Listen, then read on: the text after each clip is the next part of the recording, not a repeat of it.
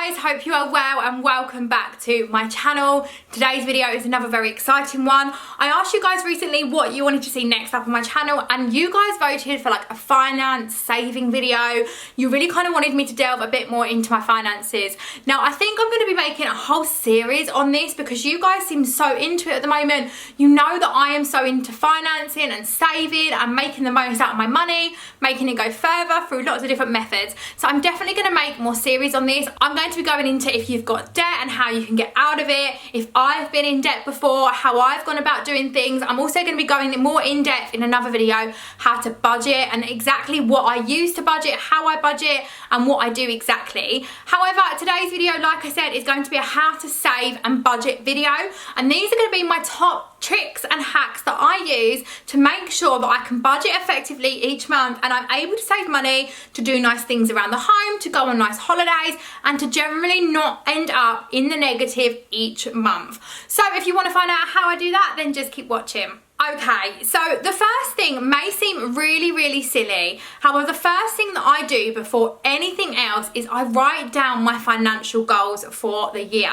Now, this might not directly have anything to do with the monthly day-to-day saving and budgeting. However, by writing down a goal, you can see exactly what you want to achieve that year, how long you have to do it, and how long you need to be doing and how much you need to be saving. So, for example, me and Adam knew that we wanted our garden done this year and we knew we wanted it done by about March time. We also had a rough idea on how much our garden was going to cost. So, let's say for example's sake, our garden was going to cost £900 and we wanted it done by March. We knew that we had 3 months to save up £900. So, that means that every month we would need to be putting aside £300. Likewise, we could then see if this was actually affordable or whether that goal was completely out of our reach. Now, this is the way we go about achieving everything. So we know we want a new house in a few years' time, we want a bigger family home, we know roughly how much it's going to cost, so we know roughly how much we need to be putting away in savings each month. We also want to take a trip to Florida. We've gone online, we've seen how much that costs. It's a lot of money, we might not be able to afford it. But we're going to start saving once we've stopped saving for our garden. We're going to start saving for that and start putting money aside. And by writing down the goals, we can really in our head see whether it's tangible, whether it's doable and how we go about doing it. Okay, so the next thing is also going to be a really obvious thing, but it's something that until about 2 years ago, I never actually did. I know so many people still don't do, and this will definitely be something I'll go into more detail about in another video, but it's to create and use a budget. Budgets are so important and so many people underestimate the use of them. I have a really simple budget that basically tells me how much money is coming in via mine and Adam's work, what our main expenditures are, so that would be like our bills, like what our necessity bills are. So that would include things like our mortgage, our water, TV license, gas and electric and all those sorts of things. Then I have like an extra area, which is like a sundries type area. I can't even really remember what I've labelled it up as on my budget, but it's like the extra area. And this would include things like groceries. This would include things like petrol, if the boys have any activities. So Parker's just started sing and sign and Klayton goes to swimming. This would also include things that I budget, such as the boys generally need their haircuts once every 6 weeks or so. That would include that. I get my nails done, my eyelashes done, my hair done. Now, all of those things aren't necessarily expenses that have to happen. Obviously, we need to spend money on food and things like that. But what I mean is, if I don't get my hair done 1 month, I can push that back. It's not a necessity. If I don't get my nails done or my eyelashes done or something like that, it's not something that's 100% got to happen. Likewise, they're also the things that are a little bit flexible. So they're things like my petrol. 1 month I might spend 100, another month 50. 1 month our groceries might tip the other way. And likewise, by setting a budget, I can then see how much money I have left at the end of the month. So I also have another little section that basically lists things that might be happening in that month. So for example, this month it was Adam's mum's birthday and I knew we would have to buy her a birthday present.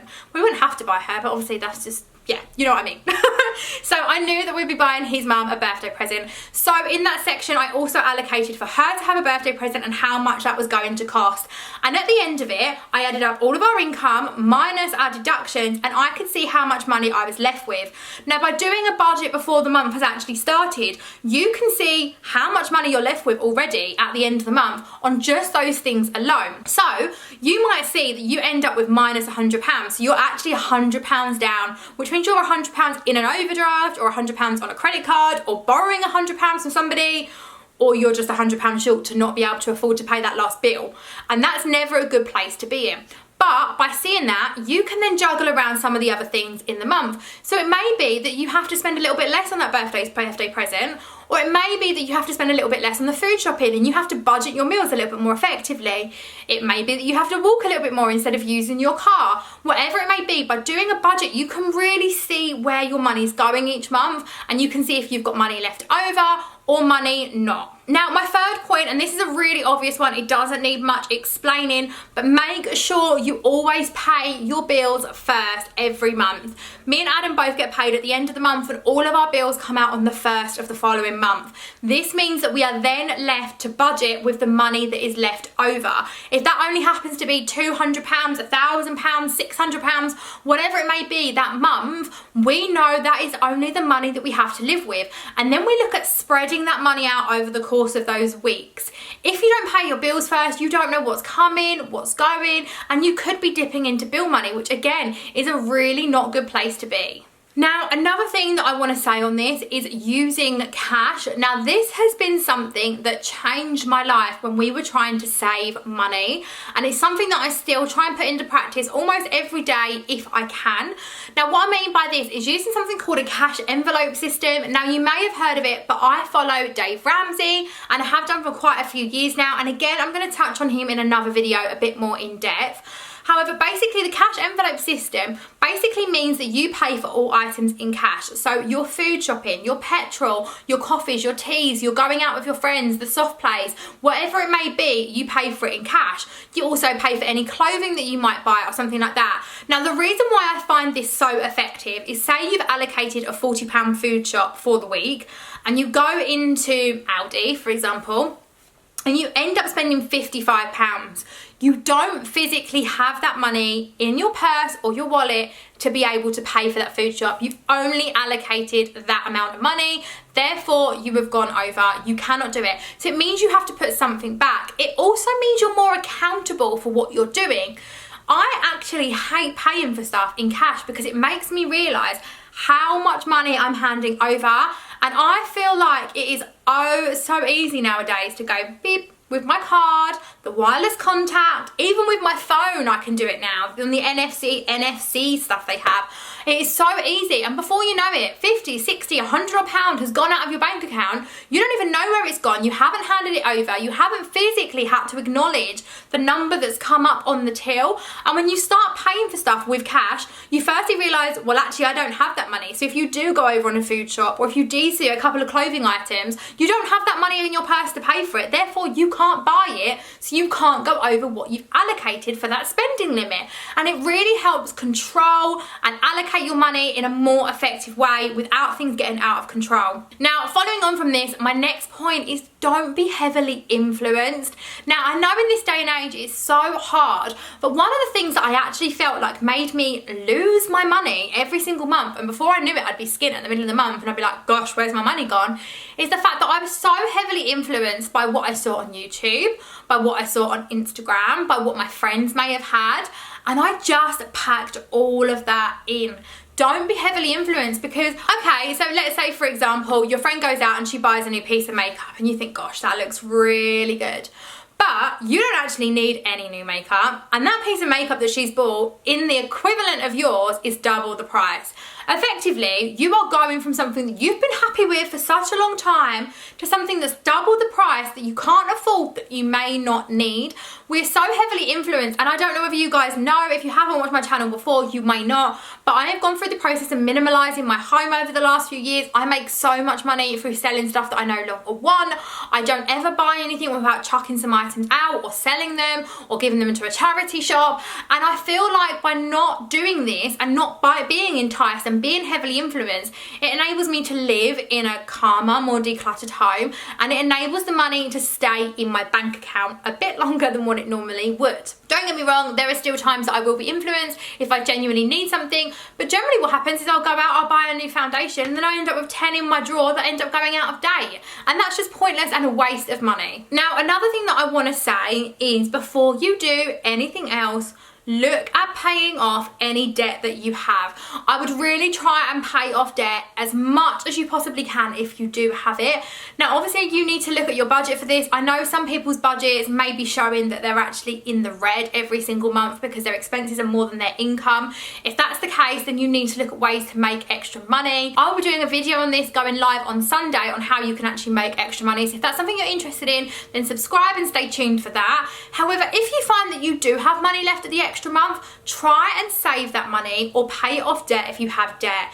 Now, debt is obviously one of the big killers, and for that we know that it takes up interest if you're not an interest-free period, and it takes up so much of your disposable income. So I would always try and pay off debt first, and I would follow the Dave Ramsey plan for that. Now, he suggests making an emergency fund first and then paying off debt in a snowball effect. And for that, there's a lot to it, and I can go in depth a bit more about that in another video. However, it is 100% worthwhile looking into. It is fab, and I would always recommend paying off your debt to free up the disposable income each month. If, however, you do have money left over at the end of the month, I would recommend saving that money. Try and save at least 10% of your income if you can, because it is amazing where that money goes. First of all, you want to try and save an emergency fund, so if anything happens, you've got money set aside that you're not going to get yourself into debt. Say your boiler goes or your car breaks down or something like that. You want to make sure that you've got access to a pot of money that you can go into and use that and not have to worry. But like I said, then I would look at saving that money. Now, me and Adam actually save our money by paying off a form of our debt, which is our mortgage. So each month we're now actually overpaying off of our mortgage. We are only overpaying a very small amount off, but this very small amount in itself is going to save us 2 years on our mortgage. And all we've literally done is rounded our mortgage figure up to the next 100. It's as simple as that. So it's not very much at all, but 2 whole years saved off of our mortgage is incredible. So I would definitely recommend paying off your debt and saving where possible. So another thing that I would recommend, and obviously this isn't going to be available for everyone, some people just don't have the opportunity, but it is to live off of one income. Now, for me and Adam, we actually realised that we could live off of one income more than we realised when I went on to maternity leave. When you go into maternity leave, obviously your money's stripped back to, I think it's about £500 a month. It's like £100 a week here in the UK. And we realised that we could afford to live off of just Adam's salary.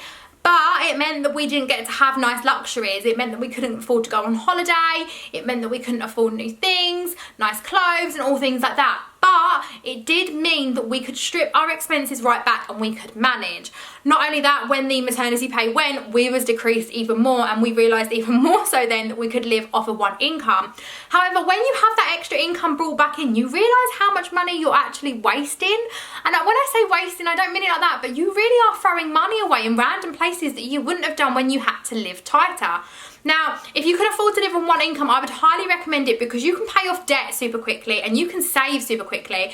And ultimately, by having those, it means you're going to have more money in the future, saving for a bigger house or a nicer car or to go on holiday, getting rid of that debt to free up the disposable income each month. There are so many things that you can do with it. Likewise, another thing that I like to do, and I've actually done it this month, is a no spend January.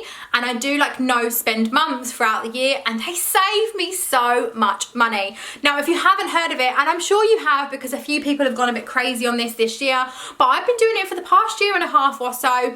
It's basically when I feel like money is tight, or when I feel like something important's coming up. So for example, our garden, I go on a no spend month, and I basically ban myself from buying any unnecessary purchases.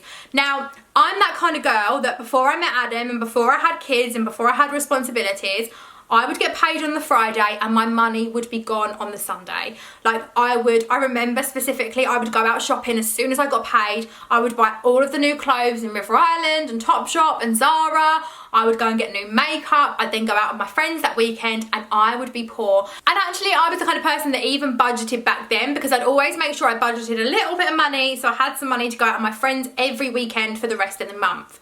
But I would highly recommend doing no spends, because for example this month I've not bought anything unnecessary. So yes, things like food, petrol, kids clubs, all the basic stuff is completely allowed. However, all those home purchases that I'd normally go out and do, all the new makeup that I'd normally go out and buy, anything that I'd see and be like, oh I like that, and I'd pick it up, that all adds up over the course of the month. And when I do a no spend month, I've realised how much I have saved. And it is amazing how much you can actually save in a no spend month. So if you really feel like actually I need to hold back this month, I need to save some money, how can I bring money in, do a no spend month, you'll really realise how much you can actually save. Now there's a few last things that I want to say on this matter. The next one would be track all of your spending, whether it's cash or card. Go through your bank statements, and when you track your spending you can really see where your money's going. It's amazing how many takeaways might slot in, or how many trips to the shops might slot in, or how many Costa coffees you're going for each month. If you track your spending you can really see that, and it also helps when it comes to budgeting. You can see how much of your money's going, and if you look at that figure and you realise, I don't know, let's say you have spent 50 quid on coffees that month, and you think, oh my gosh, that's a lot of money, and you don't have that money in your budget to do so, you can then know that actually you can't afford to go to Costa Coffee, and maybe instead of 4 times a week you have to go once a week or none a week, and you can really see by tracking your spending. Another thing that I want to say is use Quidco. Now I will link them below for you. I have used them for about 4 or 5 years now, maybe even longer than that. I've used them for a very long time. I've almost made, I think it was around £500. I was just under the £500 mark, and that is basically a system that gives you money back for shopping through them. So they have links with all of the big websites, everyone you can think of, like eBay and got Just Eat and things like that. So every time I buy a takeaway, I'll do it through Just Eat, and that way I get a little bit of money back every time I'm shopping. And I do this on everything: Christmas presents, birthday presents, insurances. Like insurances you can make so much money on. They generally do offers where you can get like £40 cash back just through using their comparison site, which give you the same prices as if you shop somewhere else.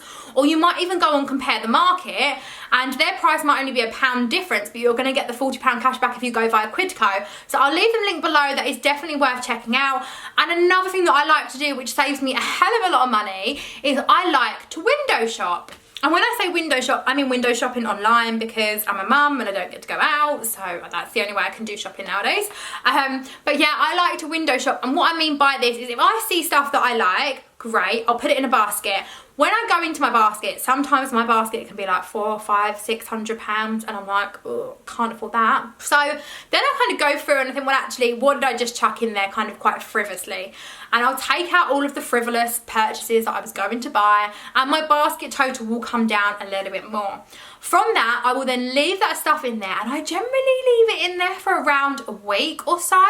And then I come back, and generally I've either forgotten about the items, or I just don't want them anymore. And generally it's like an impulse purchase, and I'm one of those shoppers. I'm very much an impulse shopper. So by leaving it in there, when I go back, I realise that actually I don't no longer want or need that product, and I just don't buy it, and I save myself a lot of money.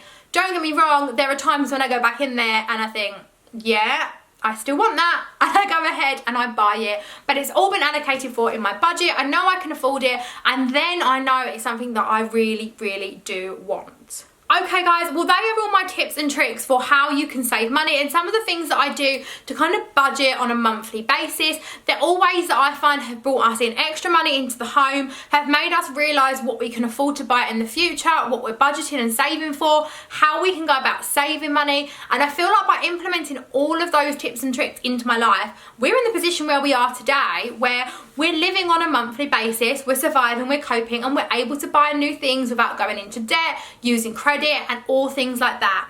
Like I said, I'm definitely going to be doing some more videos like this. If you like what you see, I would love for you to subscribe if you are new, and I will see you all again in another video very shortly. Bye guys!